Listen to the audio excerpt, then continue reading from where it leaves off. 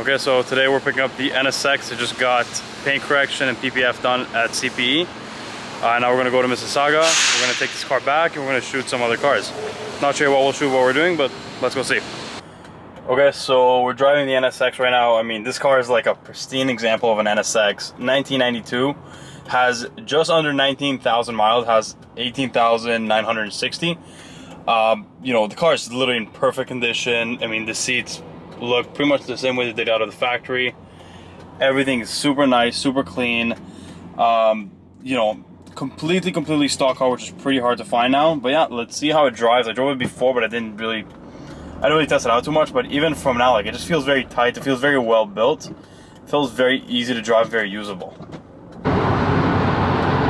Okay, so we're on the highway now. You know, this car feels so usable. I mean, it almost feels like a new car. Very tight. The power delivery is obviously not incredible because it doesn't have a lot of power, but the car just feels so balanced, and you honestly feel like you could just, you know, drive this thing every day. But yeah, this one specifically looks pretty much brand new. Awesome car. Just, it feels like a special car, and I do think these cars are going to keep going up in value. But yeah, very cool. Okay, so we just arrived. Car looks super clean. This car is pretty much flawless. It has the chrome wheels, look very original, the same way it came out of the factory in 1992. This is a 1992, so it doesn't have the Targa roof yet, which would have been really cool, but still. This one has the chrome wheels. Maybe eventually we'll swap it out for Type R wheels. But I mean, this car is absolutely perfect. Probably one of the cleanest examples around. But of course, let me show you the coolest part of the car. It has pop-up headlights. Can't lose with that. Very cool. Changes the whole look of the car. So there's another car that's here right now that I don't think was here last time we were here, so I don't think I've showed it yet on the channel. But here it is. It is a 2008 Bugatti Veyron. Also, we have Rocky walking here. But yeah, this car was actually previously owned by Floyd Mayweather. It currently has a wrap on it, but underneath where the white is, it's actually like a light blue, and where the chrome is, it's actually like a off-white, kind of matching to the interior color. But here you see the Floyd Mayweather mats. Very cool interior. But yeah, you know, this car is one of the most iconic cars ever made. You know, 248 miles an hour, I believe. Like, completely insane.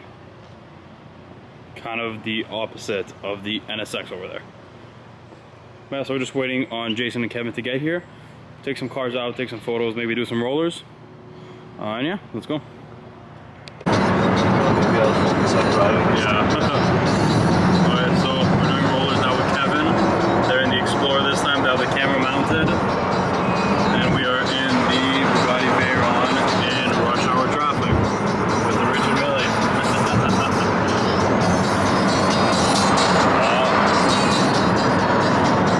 Hopefully the shots turn out pretty good. Okay, so today I want to talk a little bit about the car market and some very interesting things that are happening right now that normally just don't happen, and how I kind of got lucky with that whole trend. And I really got lucky with when I bought my car, what happened to the market, which pretty much means that, at least so far, I've pretty much owned this car for free.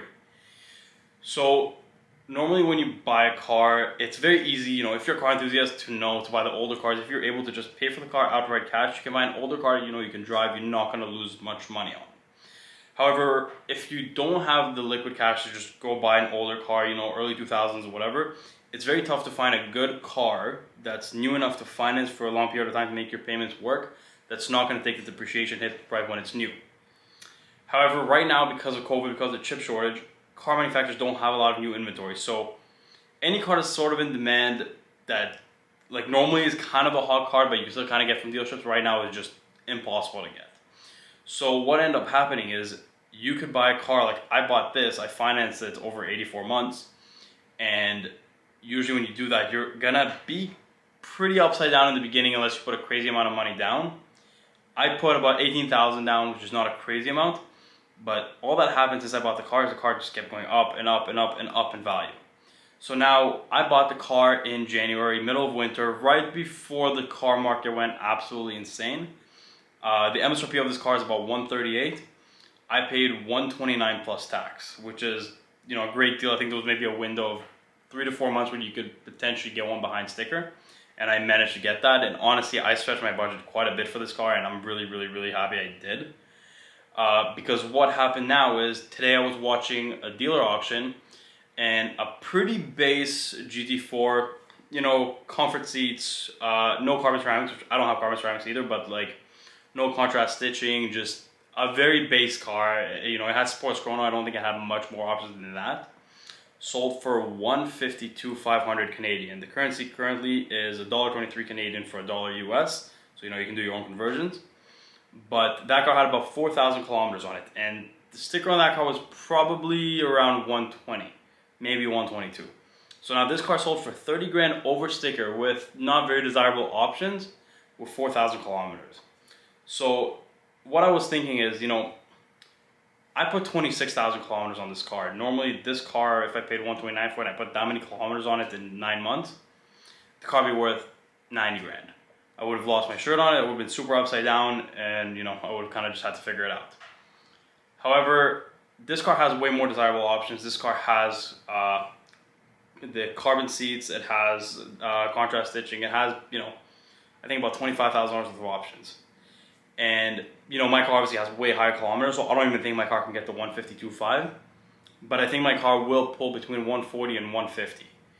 And what that means is I paid 129 plus tax. So 129 plus tax is 145. So if I sell the car for between 140, 150, 145, if I just sell the car, I'm walking away getting all my money back. However, if I trade it, I get the tax credit. And then I'm making money on this car with that many kilometers, which up until COVID, unless you're buying an RS Porsche or a limited edition Ferrari, that wasn't a possibility. There's no car like that you can just buy that. A car you can only just go and order that will just go up in value. What that meant for me is I gotta look at two options. I can either sell the car and look for something else, or I can keep driving and get the most enjoyment out of it. So I kind of explored the option of maybe selling the car and getting something else, and I looked on AutoTrader, and the problem is every other car did the same thing. Went up, manual R8s are a nice one, mid 100s, 130s, 140s. For a V8, V10, 180s. Even like AMG GTRs are 200, R8s are around the 170 to 200, like the new ones. There isn't really anything you can get instead, unless you're gonna add some money, and then you just went up with the market and you spent the money. So what I thought of, I can pretty much just keep driving this car, put a ton of mileage on it. I'll do the services. Obviously, the service is not free and insurance is not free, and my insurance is pretty expensive. But just the purchase of the car itself is actually kind of paying for itself. So if I go to sell the car right now, I can get all my money back. And that kind of gives you the freedom to not worry about depreciation. I did the cross-country road trip. Normally that's 9,000 kilometers. That would be at least $10,000 in depreciation. The car's still worth more than I paid for it. If I didn't do that trip, my car would have been worth in the 150s for sure. Now, when I originally bought this car, my budget was low 120s, and I was stretching it. I mean, I shouldn't, back then at least I wasn't really ready for a car like that. And just none of the specs were right. There was, missing some very important options, missing sports chrono, whatever it was. Then I found this car, which was honestly 7 or 8 grand out of my budget, and I ended up stretching for it. So I was kind of thinking, do I drive it, and then if the opportunity comes, do I flip it and get something that I can afford more easily? But my situation changed a little bit. I can afford a little bit more right now, so I'm happy to keep this car. But now that I'm happy to keep this car and I can make the payments, it's even better knowing that you can kind of enjoy the car without having to worry about the depreciation. At any point, you get into some financial struggles, whatever, the car will be gone just like that. You'll get your money back and you're kind of free and clear. And there's just no worries. You're not stuck to something. You can always get rid of it, which is the nicest kind of most comfortable feeling you can feel in a car that expensive that you're kind of stretching out from. I mean, this car is more than twice as much as my last car. So it's kind of the best feeling. But the one thing that people keep on telling me is, you know, you got to sell your car now because what the market's hot. You know, when the market comes down, if your car goes back down to 80 grand, 90 grand. Because, you know, when I started looking at buying a car a year and a half ago, you could get 2016 GT4s for 85 grand and 90 grand. And now the market's completely insane. Now 2016s are almost the same as 2020s, 110, 120, 130. But to be honest, I don't think that's going to happen. I think by the time that the car market adjusts and people have inventory, we have another 2 to 3 years, I think, until it's fully back to normal.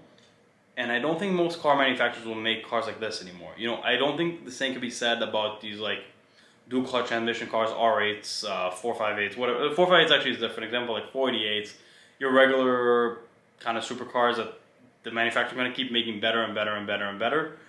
But if you have, you know, a manual car, a naturally aspirated car, something that's unique, that there's a reason that car manufacturers won't be able to make those cars anymore. I don't think the market's actually ever going to cool down on those cars because there's always going to be demand for that car because people are not buying it for the performance, people are buying it for the feel and what the car is. So what I actually think happened is the market is going to stay level at about what it is now. Obviously, if you bring your kilometers up, whatever it is, it's going to bring it down a little bit.